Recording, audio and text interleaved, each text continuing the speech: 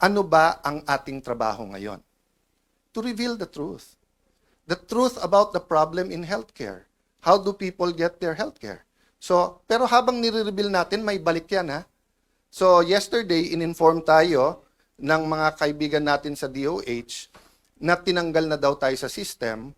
So, hindi na daw tayo pwedeng mag-refer ng mga gagamutin sa iba't ibang ospital.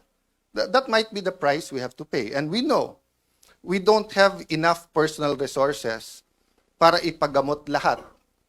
Pero, we have enough resources to hire buses. So kung by Monday o Tuesday, DOH, hindi kayo mag-ayos, ibubus ko lahat ng kamag-anak ng pasyente para mapirmahan nyo, para mapagamot yung mga pasyente. Kasi hindi naman ako aatras eh. Di ba? May sakit sila, ang dami-dami yung pera, abroad ka ng abroad, Mr. Secretary. Picture ka ng picture kasama ng mga nasa vape. Di ba? O, tapos, flu shots lang, hindi nyo mabid, hindi makasama. Tapos just because ang tingin mo, wala na ako ngayon sa paningin ng Malacanang, tatanggalin mo yung privilege namin. Oh,